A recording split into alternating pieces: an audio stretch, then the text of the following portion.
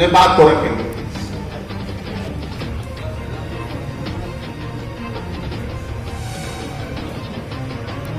आदरणीय आज इनके परिवार ललन बाबू, हरिशंकर बाबू और इसका बेसब्री आनंदन बाबू हमारे जो है सो विचार पीएसपी साहब। बाकी काम तो आउटसोर्सिंग में। बगल में चले आइए पिपरवार, और हम लोग डकरा में बैठे हुए कितने परसेंट लोग होंगे जो एसपीसी जिनको मिलता है जो ठेका मजदूर है? 10%। और पूरे हिंदुस्तान में कोयला में ले लीजिए तो मुश्किल से 15%, 20%। इससे बेसी लोगों को नहीं मिलता। कोई सोशल सिक्योरिटी नहीं, पीएफ कटता है कि नहीं कटता है भगवान जाने। और काट भी लेता है ठेकेदार तो उसके पास कोई प्रूफ नहीं है कि उसका कट रहा है। कि इक्वल फुटिंग में होगा जब हाई पावर कमेटी नहीं है लागू, जब कोल इंडिया के खदान में कोल इंडिया पैसा देती है तब हम लागू कराने में असमर्थ हैं, तो कॉमर्शियल माइनिंग में आएगा तो क्या होगा? अभी हमारे ही कोयला उठा करके हजारों हजार गांव के लोग जीवित हैं, हजारों की संख्या में लोग लगे हैं। अब इसको चोरी कर सकते हैं, दूसरा चीज कर सकते हैं, लेकिन सामाजिक जो बनावट है उसके आधार पर तो क्या कॉमर्शियल माइनिंग आएगा तो ये बंद हो जाएगा, बंद हो जाएगा। और यदि नहीं भी बंद हुआ तो आपके खदान का कोयला उठाकर उसके खदान में जाएगा, चालान वह देगा, वह लीगल होगा। इलीगल अभी तो हम लोग बोलते हैं इलीगल है, आने वाले दिनों में लीगलाइज हो जाएगा। और थोड़ा बहुत आपके यहां कम चोरी है तो चोरी ज्यादा बढ़ जाएगी। ये सारे सवाल हैं, और इसीलिए इन सारे सवालों के साथ हम लोग सब भाई एक हैं। जितना प्रकार का झंडा है कोयला उद्योग में, हम सारे लोग इस सवाल पर एक हैं। और तभी ने हम लोगों ने मिलकर के एक स्ट्राइक नोटिस दिया 5 मांगों को लेकर, आम सहमति के आधार पर सारे बिंदुओं को छोड़कर कि कोयला उद्योग बचाओ, कोल इंडिया बचाओ, कॉमर्शियल माइनिंग से बचाओ। इस मुद्दे पर हम सारे भाई एक हैं। और जब सारा भाई एक हैं, सब परिवार के लोग एक हैं, छोटा हो या बड़ा हो, केंद्रीय श्रमिक संगठन हो या क्षेत्रीय श्रमिक संगठन हो या स्वतंत्र एसोसिएशन हो, सारे लोग एक हैं। और जो नहीं है वह भी अभी आकर के कहते हैं ए भाई हमारा साइन नहीं कराए स्ट्राइक नोटिस में। बोले आइए ना, आप भी आइए, स्वागत है। दुबे बाबा नहीं थे तो उन्होंने, अब सब भाई हम एक हैं तो हम मुकाबला के लिए तैयार हैं। कोई भी दुश्मन से लोहा लेने के लिए हम तैयार हैं सारे भाई। तो मोदी क्या चीज है भाई?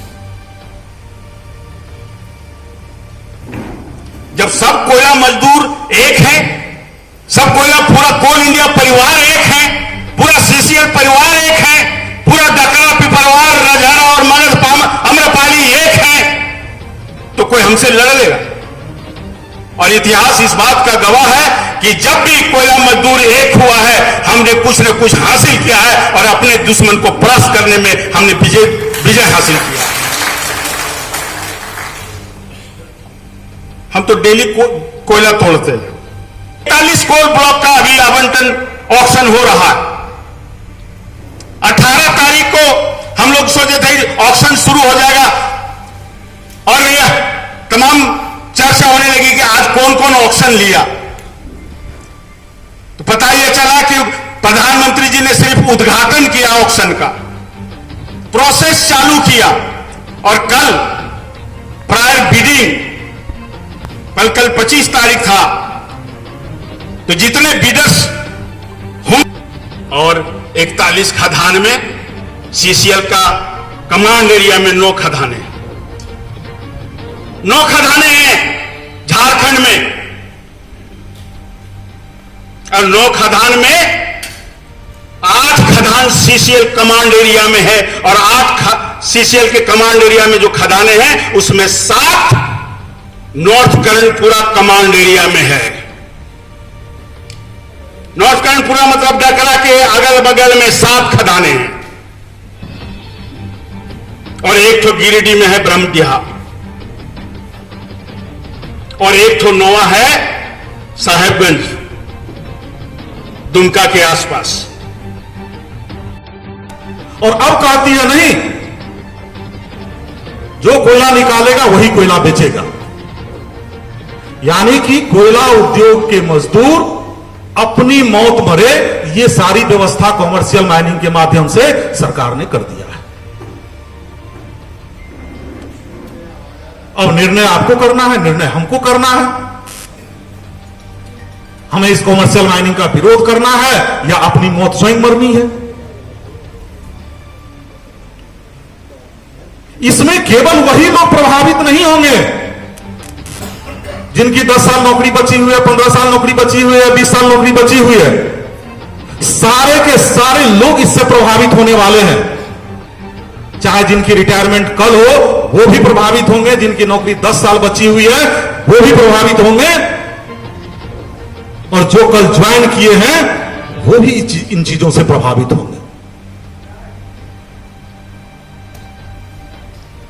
क्योंकि जब उन्हें बेचने का अधिकार मिलेगा, चूंकि वो मजदूरों का एक्सप्लॉयटेशन करते हैं, वो कोई सोशल सिक्योरिटी नहीं देते हैं आउटसोर्सिंग कंपनी वाले, वो कोई वेलफेयर का काम नहीं करते हैं, इसलिए उसका प्रोडक्शन कॉस्ट, कंपनी अगर कुछ कोयला निकालती है तो उसके प्रोडक्शन कॉस्ट से 10 से 12 गुना कम होगा, और जब उसका प्रोडक्शन कॉस्ट कम होगा, बाजार में उसका मूल्य भी, विक्रय मूल्य भी कम होगा।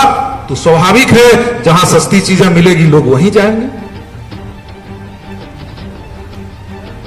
सौभाग्य हमारा ये कहिए जो हम जिस क्षेत्र में अभी हैं, नॉर्थ कर्णपुरा जोन में है, ये आज सीसीएल का रीढ़ है, लेकिन कॉमर्शियल माइनिंग से सबसे ज्यादा और सबसे तुरंत जिस क्षेत्र में प्रभाव पड़ने वाला है वो भी नॉर्थ कर्णपुरा क्षेत्र ही होने वाला है।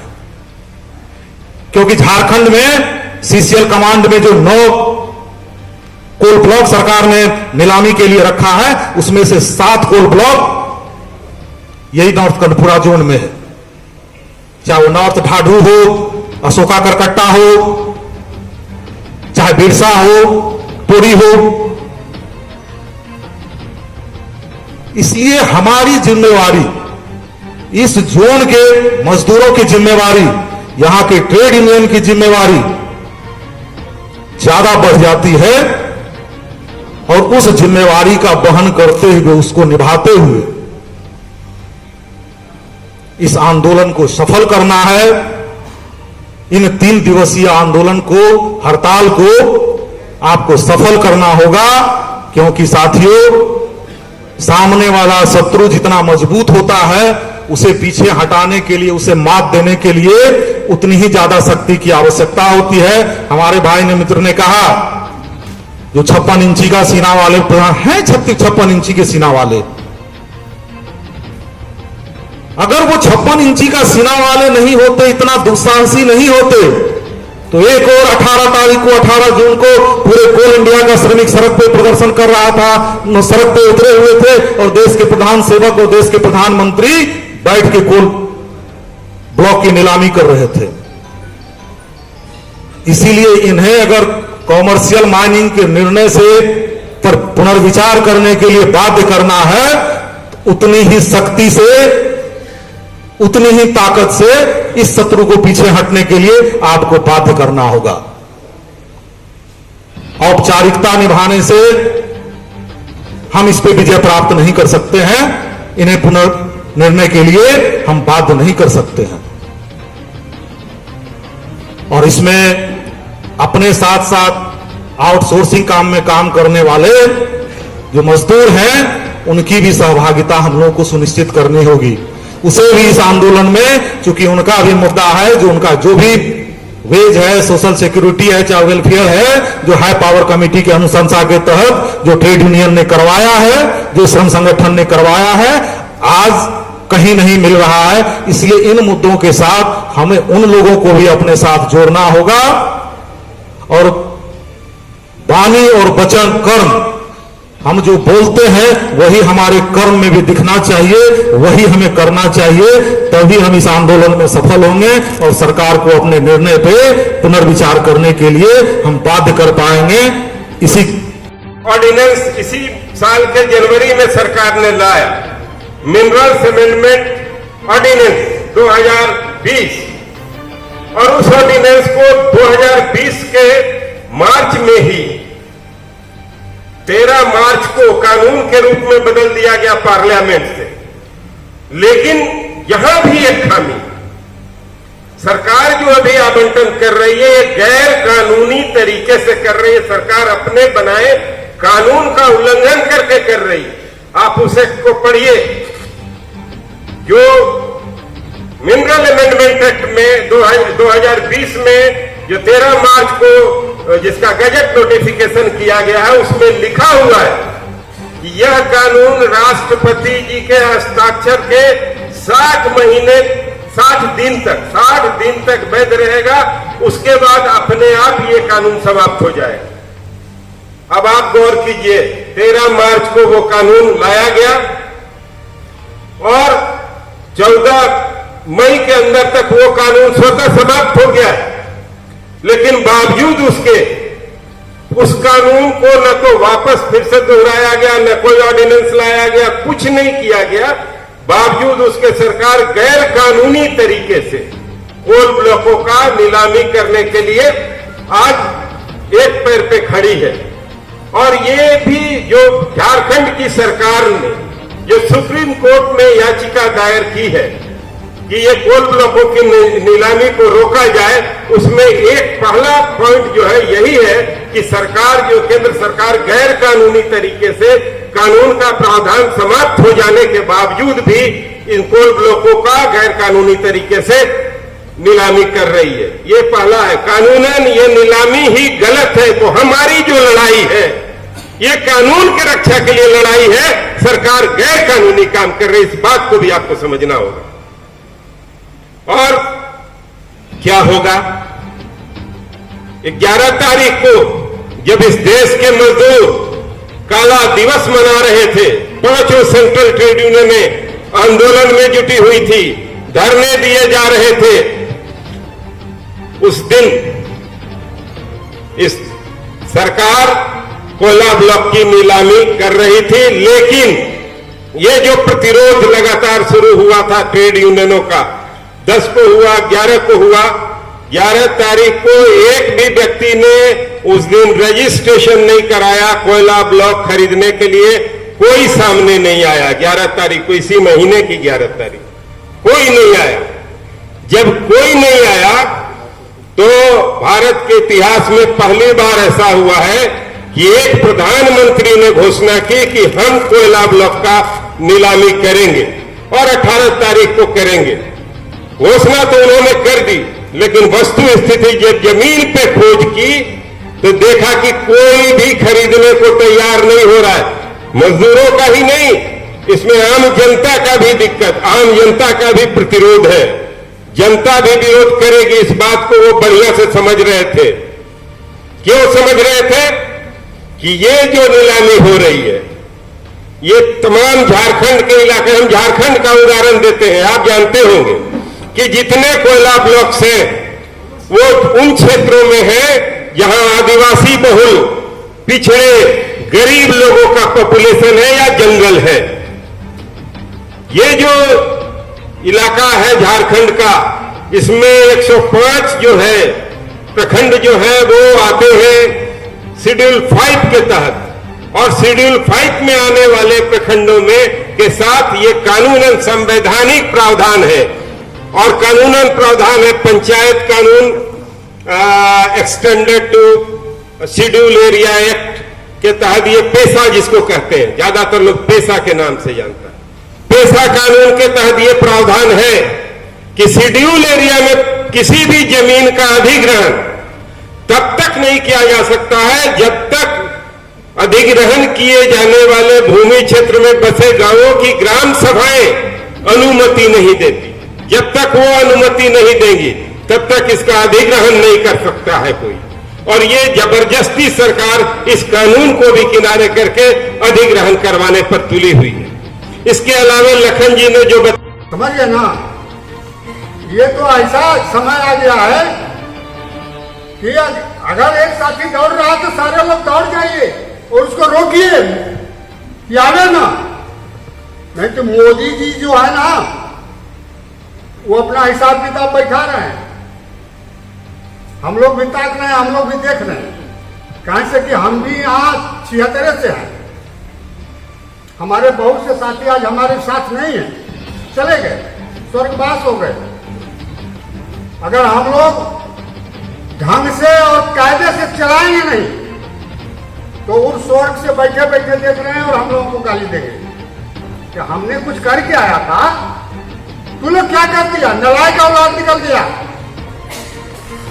आपको तैयार रहना है, कमर कस कर तैयार रहना है। और ये मत देखिए कि हमारा झंडा पीला है, इनका लाल है, इनका उजला है, इनका तिरंगा है, इनका क्या है। विभिन्नता में एकता इस देश की विशेषता है।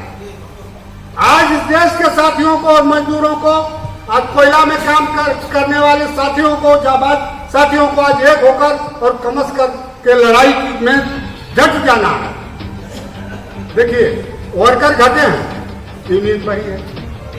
क्या भाई, हमको तो यही लगता है, तो बहुत समय नहीं दे पाते हैं। पहले तो हम लोग मंगलदहा और पिपरवाड़ में जाकर इनके से पैदल मीटिंग कर देते थे। लेकिन यहाँ हमको जो महसूस होता है, जो पेपर हम बहुत ध्यान से देखते हैं, तो वर्कर घटे हैं, यूनियन बढ़ी है। तो अच्छा है, बढ़ी है तो और बढ़ी है तो उस तरह से जो जहां है, जिस घर में रहते हैं, अगल बगल में रहते हैं, जहां तहां रहते हैं, अपने लोगों को इकट्ठा कीजिए, एक साथ मिलकर लड़िए, नहीं तो हालत वही हो जाएगी। हम लोग तो आत्मी सिंह बता रहे हैं और हम लोग तो देख रहे हैं, कितना आंदोलन देख रहे हैं हम लोग। 76 से आंदोलन देख रहे हैं, कोयले में रहकर कैसे कैसे क्या होता है। साथियों, एक छोटा सा आप लोगों को थोड़ा इधर उधर, या डीडी रामानंदन जी बताए कि हम भी नहीं जान रहे थे, अरे जाने लाओ सब जान रहे थे, लेकिन कॉमर्शियल माइनिंग रियल है क्या? बहुत लोग नहीं, मैंने हमारे ग्रामीण क्षेत्र के लोग या जो पढ़े लिखे नहीं हमारे साथी हैं, नहीं ये जानते थे कि कॉमर्शियल माइनिंग क्या है। रियल 72-73 के बैक चले जाइए, 72-73 से पहले वही जैन जी जिनके बारे में हमारे बड़े भाई हरशंकर बाबू बताए कि प्राइवेट मालिक हुआ करते थे। आज हमारे बीच अस्वस्थ है भाई दशरथ विश्वकर्मा जी, वो रहते तो आपको विधिवत बताते, हर जगह गेट मीटिंग में भी बोलते थे कि जैन साहब, जैन जी क्या करते थे, एक सेमर का पेड़ है वहां, सेमर के पेड़ में लोन आविस हमारे वर्कर को किया जाता था। अगर 2 टॉप माइंस में आप गए, आपको टारगेट है कि 2 टॉप भर के निकलना ड्यूटी से, अगर भर के नहीं निकले उन तक कान तक जाता कि 2 टॉप तो ये वर्कर भर में नहीं किया, तो उसको पैर में रस्सी बांध के लोल आविस उस पेड़ में किया जाता। बच गया तो अपने नसीब से, मर गया तो वही खदान में आग लगा हुआ रहता था, उसमें डाल देता था। तो साथी, कमर्शियल माइनिंग वही है। मैं जमीन से बता रहा हूं आपका कि कमर्शियल माइनिंग वही है, उसका मालिक वो होगा। हमारे डीडी रामानंदन जी अच्छा बताए कि आज भी कमर्शियल माइनिंग के ही तहत आप काम करते हैं, लेकिन गवर्नमेंट का करते हैं, सीसीएल कोल इंडिया का करते हैं। कोल इंडिया का पावर है कि कोयला निकालना, बेचना, सारा चीज, वही पावर कल उस प्राइवेट आदमी को मिलेगा, ओनर को मिल जाएगा। और थोड़ा सा माइंस नहीं, सारा माइंस। सबसे पहला कुठारा घाट हमारे यहाँ है, हमारे घर में है, नॉर्थ कर्णपुरा में। भाई इसके चौधरी जी और लखनलाल महतो जी बताए, आप भी पढ़े होंगे, व्हाट्सएप में भी आया है, पेपर में भी आया है। सबसे कुठारा गाते हैं कि किसानों पर, यहां के मजदूरों पर, यहां के रहने वालों पर हो रहा। तो साथी सजग हो जाए, मुट्ठी को बांधने का काम करें। मुट्ठी बांधेंगे, शरीर में ताकत आएगा, ऊर्जा मिलेगा, मुट्ठी बांधने देते। और हम इतने सीसीएल के परिवार हैं, ग्रामीण परिवार है, कि एकजुटता में जो ताकत है, एकजुट हो जाएंगे जिस दिन, तो कोई भी कॉमर्शियल माइनिंग प्राइवेट वाला को हस्ती नहीं है कि इस धरती में पैर जमाने देंगे। तो साथियों, मनसा बनाना हो, सिर्फ भाषण सुनने और करने और आने जाने से पार्टी में रहने तो नहीं हो, कुछ करने का समय है। आपके नेतृत्वकर्ता आपके बीच, जब आपके ऊपर तलवार लटक गया, चल दिया, तब आपके बीच आए हैं, आपको जगाने आए कि जगो, कुछ करो। आप करोगे, प्यारे साथी आपके साथ तैयार, कोल इंडिया तैयार। अरे कोल इंडिया नहीं बचेगा, आप नहीं रहोगे, मैं नहीं रहूंगा, और आप नहीं रहोगे तो ट्रेड यूनियन भी नहीं रहेगा। तो साथियों, स्पष्ट शब्दों में मैं बता देना चाहता हूं कि 2 से 4 तारीख तक जिस बारे में हमारे तमाम साथी राष्ट्रीय स्तर से लेकर सीसीएल और यहां क्षेत्रीय स्तर तक लोग आह्वान किए, और प्रतिदिन गेट मीटिंग के माध्यम से आपके बीच जाने का काम कर रहे हैं, उस पर अमल करें और उसको मजबूती के साथ 2 से लेकर 4 तारीख तक मुकम्मल हड़ताल करें। साथ साथ जो भी प्रस्ताव आया है, भाई लखनलाल जी जो रखे हैं प्रस्ताव 5 बिंदु पर, उसके समर्थन में